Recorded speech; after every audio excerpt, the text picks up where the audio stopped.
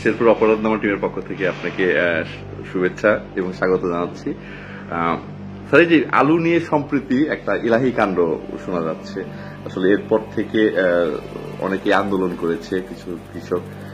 এই ব্যাপারে আপনার কাছ থেকে সরাসরি আর কি জানতে চাচ্ছি, এবং আমাদের মাধ্যমে শেরপুরের কৃষকরা এই মেসেজটা পেতে যাচ্ছে আজকে। এই আলু নিয়ে স্যার আপনারা একটু যতটুকু জানেন বা কি ব্যবস্থা দিচ্ছেন। আমরা বগুড়ার শেরপুরে আমাদের এবছর যে আলু বীজের যে চাহিদা সেটা অন্যান্য বারের তুলনায় একটু কিছুটা বেশি। সে কারণে আমাদের যারা বীজ বিতরণ যারা কোম্পানি আছে তারা তাদের চাহিদা মেকআপ করার যথাসাধ্য চেষ্টা করছে। তারপরেও আমাদের যেহেতু কৃষক পর্যায়ে চাহিদা অনেক বেশি এবারে, সেহেতু কোনো গুটি কয়েক কোম্পানি বা যেটা মানুষজন চাহিদা মনে করে যে ভালো, তাদের উপর গিয়ে একটা চাপ পড়ছে। সেক্ষেত্রে সবাই একসাথে যখন একটা চাহিদা তৈরি হয়েছে, সেক্ষেত্রে একটা কৃত্রিম সংকট বলবো না, কিন্তু একটু বিতরণের ক্ষেত্রে একটু মিসম্যানেজমেন্ট হয়তো হয়েছে। তো সেক্ষেত্রে আমরা এখানে ইন্টারভেনশন করতে বাধ্য হয়েছি, কারণ এই পর্যায়ে আপনারা জানেন যে এখানে কৃষকদের চাহিদার কারণে বারবার আমাদের উপজেলার বিভিন্ন দপ্তর, কৃষি দপ্তর বা আমাদের অফিসেও চলে আসছে। এবং তারা কিছুদিন আগে কয়েকজন একটু সড়কের পাশে দাঁড়িয়েছিল, তো আমরা সেগুলো তাদেরকে বোঝাতে সক্ষম হয়েছি। এবং আমরা কিন্তু গত বৃহস্পতিবার দিন আমরা প্রায় অনেক কৃষক, প্রায় 150 কৃষক এবং আমাদের ডিলার, যারা বীজ বিতরণের ডিলার ছিল, ব্র্যাকের প্রতিনিধি বা এসিআই কোম্পানির প্রতিনিধি ইত্যাদি, যারা বীজ বিতরণের সাথে জড়িত, তাদের সাথে আমরা বসেছি। এবং অবশিষ্ট যেগুলো তারা দিয়েছে প্রথম থেকে যদি আমাদের ম্যানেজমেন্টে থাকতো, তাহলে এটা একটা সুষ্ঠু ব্যবস্থাপনার মাধ্যমে আশা করি যে অনেকের হাতে আমরা পৌঁছাতে পারতাম।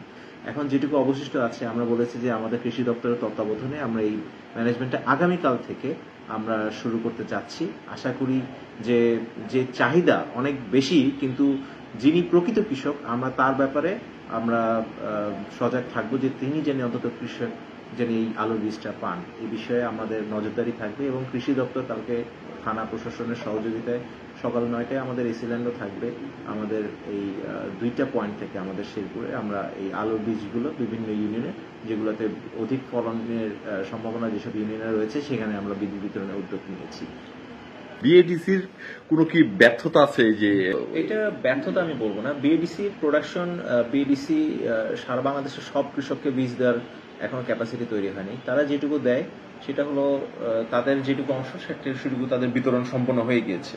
এখন যেহেতু একটা বীজতলা আপনার তৈরি করে 3-4 বছর পরে এটা কৃষকের হাতে পৌঁছাচ্ছে, সুতরাং এটা চাইবা মাত্র যে চাইলেই যে এটা বীজতলা একটা তৈরি করে ফেলা যাবে বা এটা যে আমি কৃষকের হাতে পৌঁছাতে পাবো, সেরকম কিন্তু না। তবে আরেকটা বিষয়, কিছু কৃষক কিন্তু এখন মাঠে কৃষকের আলু চাষাবাদ শুরু করবে, আবার কেউ কিন্তু এটাকে আবার পরবর্তী বছরের জন্য তারা কিন্তু আবার সংরক্ষণ করবে। সুতরাং ওভারঅল কিন্তু সংকট নাই, কিন্তু এই যখন দুইটা একসাথে চাপ পড়ে যাচ্ছে, এবং যেহেতু কোনো একটা বিশেষ কোম্পানির বীজের প্রতি কৃষকের একটা আগ্রহ, সুতরাং ওই এক কোম্পানি তাদের হয়তো ফোরকাস্টের ক্ষেত্রে তারা হয়তো ঠিকমতো বুঝতে পারেনি। আবার এই বছর যেহেতু বৃষ্টিও হয়নি সেভাবে, সুতরাং একটা আলুর চাষের ক্ষেত্রে মানুষের একটা অত্যন্ত আগ্রহ দেখা যাচ্ছে। তো সেই সব মিলিয়ে দেখা যাচ্ছে যে গত 2-1 বছরের তুলনায় এই বছরে আমাদের চাহিদা প্রায় দ্বিগুণ হয়ে গিয়েছে। তো সেক্ষেত্রে আমরা চেষ্টা করছি যে আমাদের ব্যবস্থাপনা যতক্ষণ সুষ্ঠুভাবে এটাকে বিতরণ সম্পন্ন করে অন্তত সবার হাতে, যারা প্রকৃত কৃষক, অন্তত কিছু পৌঁছানো যায়, সেটা আমাদের চেষ্টা থাকবে। শেষ প্রশ্ন, মানে সিন্ডিকেট নিয়ে অনেক কথা হচ্ছে, এবং আমরা লক্ষ্য করছি যে সিন্ডিকেটের কথা আসার পর থেকে আপনারা বিভিন্নভাবে টিম মনিটরিং করছেন, বিভিন্ন জায়গায় যাচ্ছেন, এখন পর্যন্ত যাচ্ছেন, তো এইটা তো ভাঙছেন মেবি। আমরা তো এটা নিয়ে আমরা এই সিন্ডিকেটের কথা যেটা অনেকে বলছেন, আমি এই আগের শুক্রবারে আমরা কিন্তু দেখা গেছে যিনি সরকার নির্ধারিত বা তাদের কোম্পানি নির্ধারিত মূল্যের চেয়ে অধিক দামে বিক্রয় করে লাভবান হওয়ার চেষ্টা করছে। কারণ যখনই একটা সংকটের কথা বলা হয়, তখনই আমাদের একটা টেন্ডেন্সি থাকে যে আমরা এখান থেকে একটা লাভবান হওয়ার চেষ্টা করব। তো সেক্ষেত্রে মানুষ অধিক দাম দিয়ে হলেও লাভ হতো। আমরা 2-1টা যখন প্রমাণ পেয়েছি, তখন আমরা একটা বড় অঙ্কের জরিমানা করেছি। তারপরও মানুষকে আমরা কিন্তু প্রতিনিয়ত তাদের সাথে যোগাযোগ রেখেছি যে তারা এই ধরনের কর্মকাণ্ড থেকে বিরত রাখে, এবং এটা কিন্তু দৃশ্যমান স্থানে তাদের রেড চার্ট, টোল চার্ট সব কিন্তু ঝুলানো। এখন তারা যেটুকু বিতরণ করেছে তো করেছি, অন্যায় যেটুকু তাদের হয়েছে আমরা সেইভাবে ব্যবস্থা নিয়েছি। আর ভবিষ্যতে যেই আর কয়েকদিন বাকি অবশিষ্ট বীজ, সেটা আমাদের ব্যবস্থাপনায় যেহেতু সার্বক্ষণিক থাকবে, আশা করি যে সিন্ডিকেট করে তারা বলছে অনেকে যে গুটি কয়েক কৃষককেই তারা অনেক বীজ দিচ্ছে, এবং অন্যান্য যারা প্রান্তিক চাষি তাদের হাতে পৌঁছাচ্ছে না।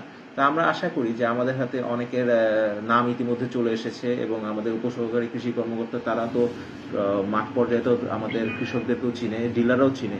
তা আমরা দুটোর সমন্বয়ে মানুষের মাঝে থেকে প্রকৃত যারা কৃষক চাষি তাদেরকে যেন আমরা বীজ বিতরণ করতে পারি আগামীকাল থেকে, এই ব্যাপারে আমরা সকলের সহযোগিতা কামনা করছি। জি স্যার, ধন্যবাদ স্যার।